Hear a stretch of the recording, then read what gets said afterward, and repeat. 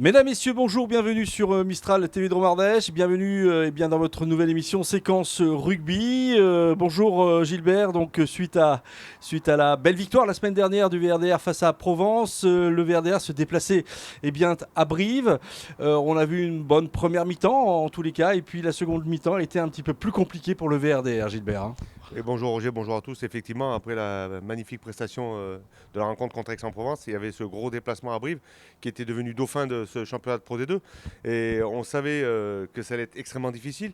Mais bon, je pense que le VRDR a fait le job, malgré ce score de 26 à 9. Mais Fabien Fortassin, comme je l'avais pressenti, a fait tourner son effectif, a mis les cadres au repos. Et avec certains jeunes issus de la formation valentino-romanaise, ils ont quand même tenu la dragée haute à ces brévistes, puisque le score était en faveur du VRDR de 6 à 5 à la mi-temps. Ouais, et malgré quand même des cartons jaunes, donc on peut encore souligner, suite à des déconvenus, le VRDR menait effectivement 6 à 5.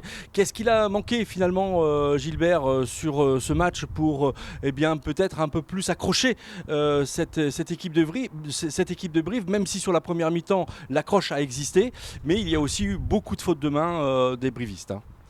Oui, il y a eu des fautes de main, mais bon, on a vu encore une défense qui était quand même plutôt bien en place. Comme tu viens de le dire, je le répète, c'est extrêmement difficile d'exister dans ce championnat de Pro D2 en commettant tant de fautes.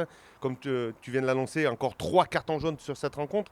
Et malgré pratiquement 30 minutes en infériorité numérique, les Valentino-Romanais ont tenu la dragée haute à ces brivistes. Et derrière, il y a eu quand même ces 4 essais brivistes. Mais je trouve qu'il y avait quand même une très très belle prestation des Valentino-Romanais en défense. Et ils ont tenu quand même le choc.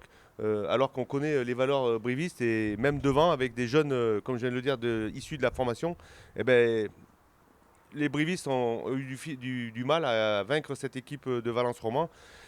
Et je pense qu'avec peut-être une équipe complète, il y avait peut-être quelque chose à faire à Brive, mais la prochaine rencontre est beaucoup plus importante puisque c'est une rencontre à domicile et qu'il va falloir recevoir le leader de ce championnat de Pro D2. Alors avant d'en parler évidemment, moi chers téléspectateurs, Gilbert, moi je vous propose de regarder le résumé de ce match entre Brive et Valence Roman, et on se retrouve tout de suite après. A tout de suite.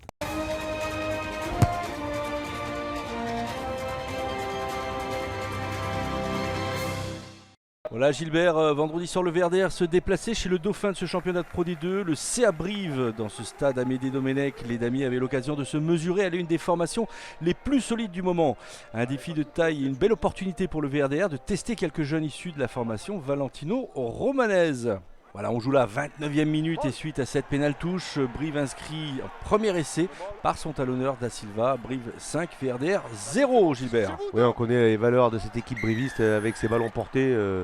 Encore une touche, après une pénale touche, c'est le talonneur qui vient aplatir le premier essai briviste.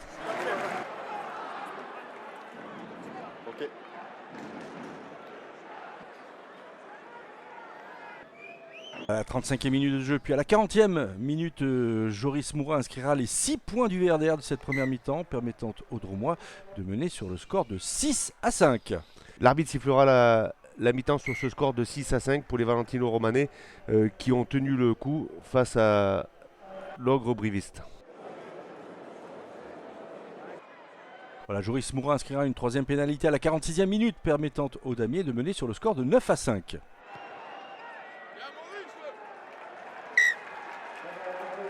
À la 50e minute de jeu, Mathis Ferté inscrira le second essai de Brive qui sera transformé par Stuart Holding. Brive reprend l'avantage sur le score de 12 à 9.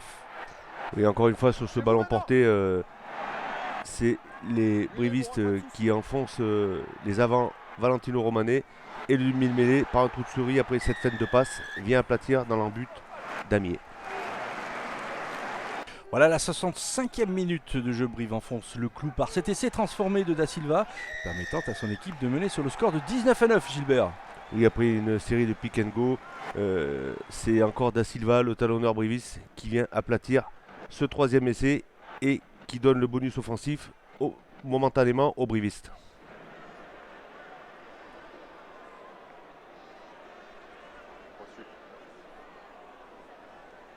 Voilà, 4 minutes plus tard, Brive scelle le score sur ce nouvel essai de Robani Warren. Grâce à la transformation qui suivra, Brive remporte cette rencontre sur le score de 26 à 9.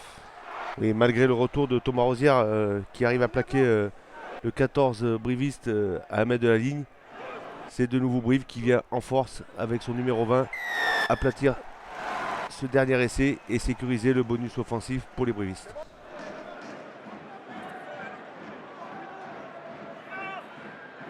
Ouais, blanc.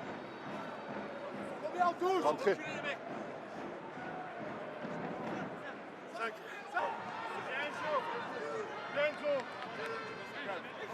Allez, on y va.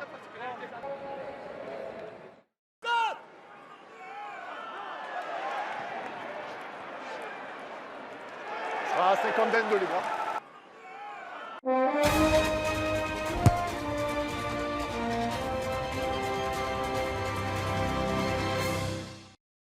Voilà, chers téléspectateurs, le résumé de ce match et la défaite eh bien, du VRDR face à Brive sur le score de 26-9. Bon, Gilbert, qu'est-ce qu'on va retenir finalement de ce match? Il y a eu 3 essais du côté Brive, 0 du côté valentinois, mais on peut peut-être souligner la prestation de Joris Moura sur les pénalités. Oui, il a pu transformer ces 3 pénalités qui ont permis ce score de 9 points. Mais derrière, je le redis, c'est vraiment compliqué d'exister dans ce championnat de Pro D2 avec autant de fautes. Et une fois de plus, 3 cartons jaunes contre le Valence Romandrum Rugby. C'est vraiment un triste record qu'aujourd'hui a le Valence Romandrum Rugby avec le nombre de cartons sur une saison. Donc cette discipline, c'est toujours cette discipline qui pêche chez les Valentino-Romanais. Il va falloir résoudre ce problème rapidement puisque on sait que les Grenoblois, eux, ne se posent pas de questions et on voit les scores fleuves à chaque fois qu'ils arrivent à faire contre les équipes de ce championnat. Donc il va falloir resserrer les rangs, éviter les fautes et éviter de se retrouver en infériorité numérique contre cette équipe de Grenoble jeudi prochain. Alors un des atouts, Gilbert, pour cette équipe du VRDR, c'est que c'est une équipe joueuse. Et on l'a encore vu face à Brive. On peut se remémorer aussi un petit peu le match face à Provence, où il y a eu beaucoup d'occasions pour les Valentino-Romanais. Est-ce que finalement, le fait de jouer de cette manière-là, est-ce que c'est pas un des atouts qu'il va falloir peut-être ressortir vendredi prochain face à Grenoble? Gilbert. Oui, effectivement, il ne faudra pas se poser de questions et surtout éviter de se mettre trop de pression face à cette équipe grenobloise. Ils vont venir vraisemblablement avec leurs supporters aussi, donc il risque d'avoir un grand nombre de supporters grenoblois au stade Pompidou. Donc il faut absolument que le public valentino-romanais se déplace pour supporter les damiers contre l'ogre grenoblois et le voisin grenoblois et ami grenoblois. Mais il y a la place pour justement avoir un très beau spectacle jeudi soir. Si réédite la même prestation que contre Aix-en-Provence, je ne vois pas comment les Grenoblois pourraient résister à une armada de celle de Fabien Fortassin contre eux jeudi soir au stade Georges Pompidou. Ouais, alors ceci dit, Grenoble a probablement dû regarder aussi le résumé ou le match intégral du VRDR face à Provence et donc vont peut-être s'attendre à des attaques répétées en tous les cas du Valence Romandrum Rugby. Et on peut aussi se remémorer le match aller à Grenoble au stade des Alpes où le VRDR avait été loin d'être ridicule. Même s'ils se sont inclinés, ils avaient offert en tous les cas une belle résistance face à ces Grenoblois. Oui, puis une fois de plus, c'était les cartons qui avaient pêché à Grenoble, où il avait fallu jouer encore en infériorité numérique. Donc on va le redire et répéter, il va falloir vraiment se discipliner du côté Valence-Roman pour éviter de jouer en infériorité numérique face à ces Grenoblois ou face à une autre équipe de Pro D2. Le calendrier, je le redis, est encore favorable par rapport aux équipes qui luttent pour ce match, cette place de barragiste. Donc il va falloir continuer à avoir des excellentes prestations comme contre Aix-en-Provence, en sachant que derrière, il va falloir recevoir Nevers. Il va y avoir un déplacement à Oyonnax, qui aujourd'hui est ex-aequo avec 51 points avec le Valence Romandrum Rugby. Donc tous les matchs vont compter et tous les points vont compter, en espérant qu'à la fin de saison, on ne soit pas dans l'obligation de se retrouver avec cette place de barragiste et d'aller jouer ce match de maintien à l'extérieur chez le vice-champion de France de National. Oui, alors on n'en est pas encore là évidemment, Gilbert, tu l'as souligné, mais en tous les cas, c'est suite effectivement à ce match et cette défaite face à Brive, c'est 2 places au classement que le VRDR perd. Il va quand même falloir cravacher, il va falloir travailler encore pour espérer en tous les cas accrocher finalement finalement ces places qui sont peut-être moins insécurisantes que évidemment l'avant-dernière place ou la toute dernière place, mais chose qui n'arrivera pas puisque Nice, je pense, est définitivement descend définitivement, je pense. Hein. Oui, aujourd'hui Nice a beaucoup trop de retard par rapport à l'équipe avant-dernière de ce championnat. On sait qu'il va falloir aller faire des prestations à l'extérieur aussi, parce que dans les déplacements que compte le calendrier du Valence Romande Rome Rugby, il va falloir se déplacer à Mont-de-Marsan et Oyonnax.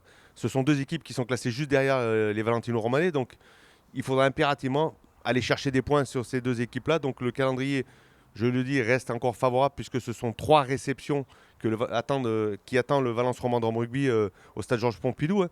Mais les matchs à l'extérieur vont compter aussi, en espérant que les équipes qui luttent pour sortir de cette place de barragiste ne fassent pas des prestations à l'extérieur ou n'engrangent pas des points à l'extérieur pour mettre en difficulté le Valence Romande Rome Rugby. Merci Gilbert. Voilà, chers téléspectateurs, vous savez tout sur ce match, du dernier match du Verder face à Brive.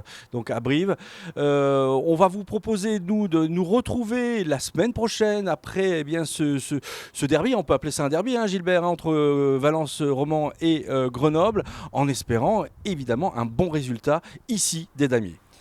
Et surtout qu'on vous attend très très très nombreux. J'espère que vous allez faire le déplacement au stade Georges Pompidou pour supporter nos damiers.